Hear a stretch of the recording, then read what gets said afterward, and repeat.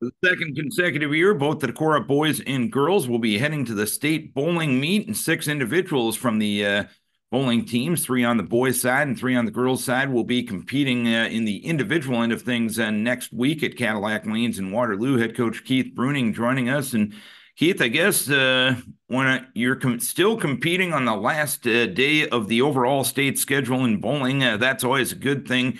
What has made this a successful group? What's it made it a fun group to work with? It's interesting, Darren. I was talking to somebody. It's been the most challenging kids I've had.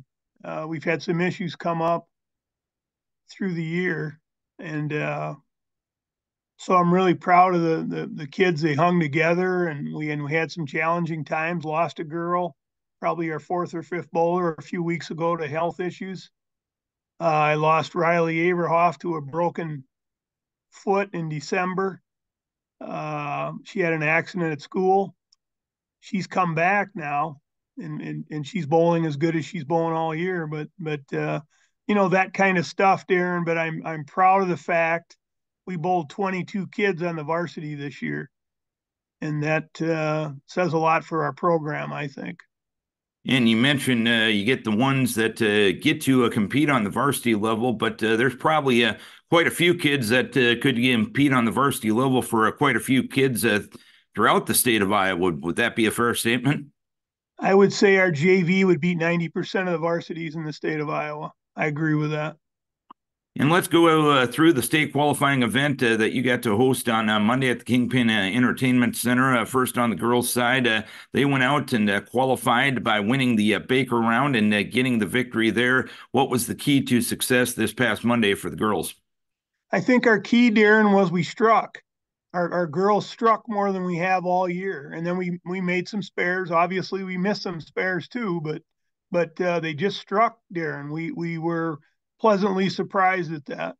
So it wasn't our highest score of the year, but it was the second highest. So we had a good day, Darren. And then in the unique format of the postseason for bowling, you have the Team Baker game, and then you have the individual tournament, which makes it the qualifying for a state on both ends of things very unique to bowling. You achieve a goal of getting there as a team, then you compete as an individual, and you get three of the top six girls as well. That's two mental challenges in one day, and your kids rose to the occasion. How were they able to do so? They just focused, Darren.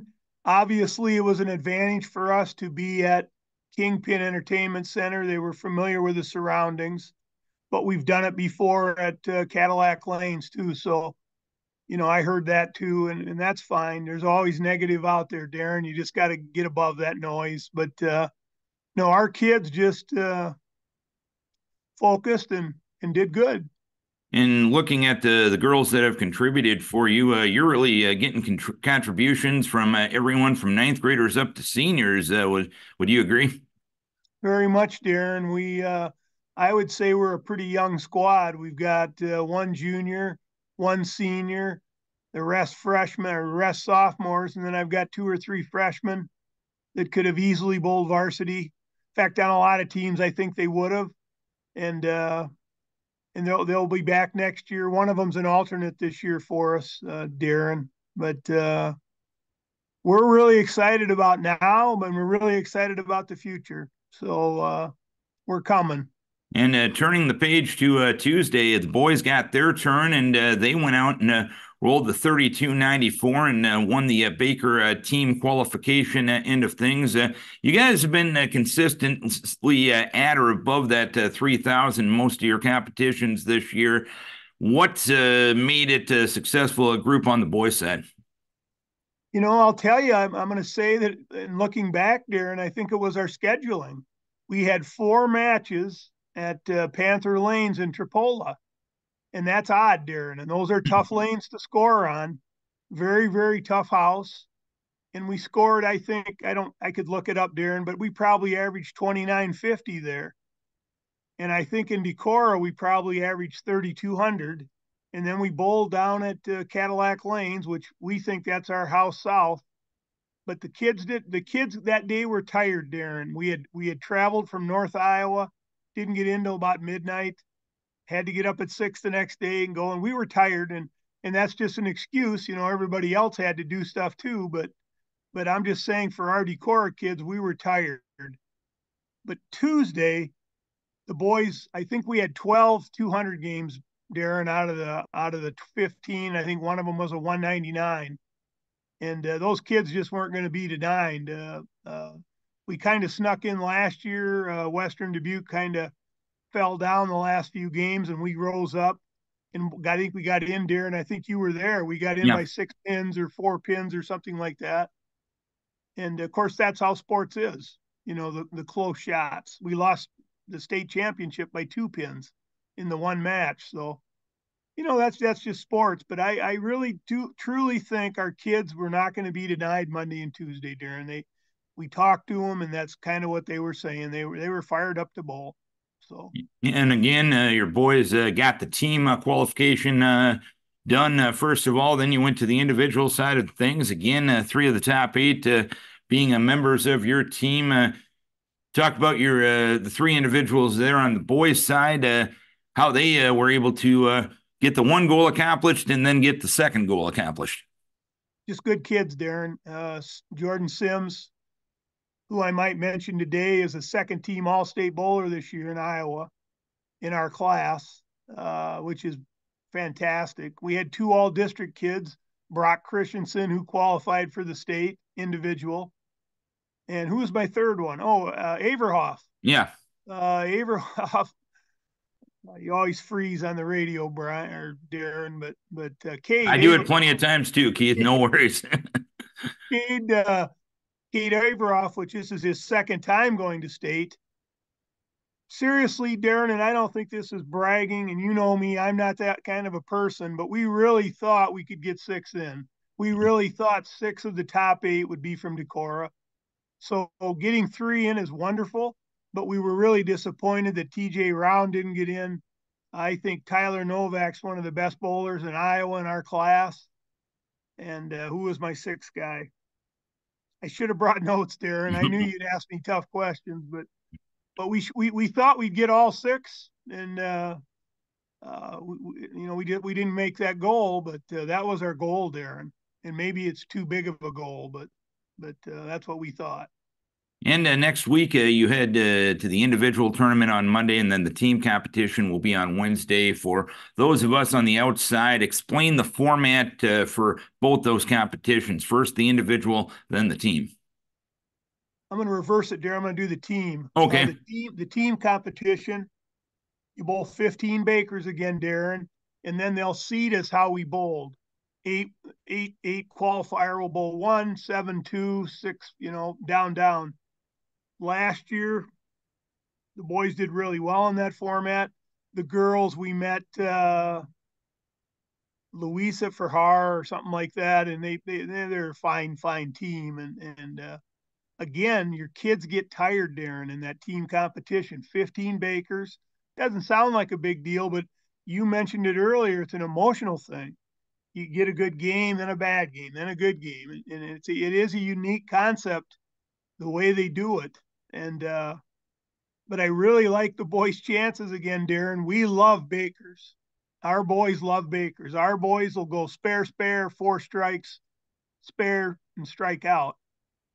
And that's a very unique team that can do that. Our girls did that Monday in the districts. And so we're going to emphasize that. Now they see it, that when you're coaching and you tell a person something, but they got to see it and do it. Mm-hmm. And basically this year on our girls' side, half the team isn't back. So we lost half our kids. And like Mari Furlhelm, she only bowled twice last year in the varsity and had to go to districts with us and bowled. And she's one of the person we really thought she'd get in. She missed by, I think, 9 pins or 10 pins or something. And she's a really fine bowler, got a heck of a career ahead of her in Decorah to bowl.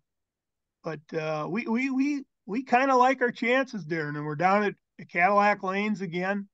So we'll see what happens. Now on the individual side, you just bowl 3 games. It's kind of like a pro tournament, and we'll see what happens. I mean, our kids out of the gates are usually pretty tough.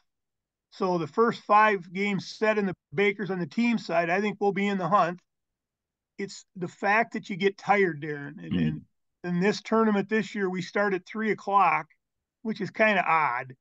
3 o'clock, the team starts. And we'll try and keep them fired up as much as we can, but they're kids and you get tired. On the individual side, I think we start at 9, which is just the opposite. So we're going to leave Decorah at 6 on that day. But I'm hoping the adrenaline and the fact that they're bowling in the individual setup and the excitement of it, Darren, gets you in and you can stay focused. Focusing and bowling is a big deal. So what is it about Cadillac Lanes that makes it so comfortable for you guys? I don't know, Darren. I've been bowling at Cadillac or been down there for 50 years. Michael, my assistant coach, my son, Michael Bruening, he's bowled there in many, many tournaments, plus in high school. That's a good question, Darren. I don't know. The kids just like Cadillac Lanes. So, And what's going to be, and I think you probably touched on this a little bit, what's it going to be the key to having as much success as we possibly can next week? I think, Darren, just being focused, getting rested and being rested, and then not letting your nerves get to you. And if you have a couple of bad shots, because that's going to happen. Bowling, really, Darren, is controlled mistakes. Nobody throws a perfect bowling shot. If you do once in your life, you're fortunate. But we've got kids, 16, 18 years old, and they're going to make mistakes. But it's the people that can control the mistakes and rise above the mistakes. Those are going to be the kids that'll win the tournament. And we're hoping we're those guys. So. All right, Keith, thanks for taking the time and recapping the season to this point. And we definitely wish you best of luck as you head down to Waterloo and hopefully some tall trophies heading up Highway 63, 24, and 52 next Monday and Wednesday. Best of luck to you down at state next week. Thanks, Darren. Thanks a lot. I appreciate it.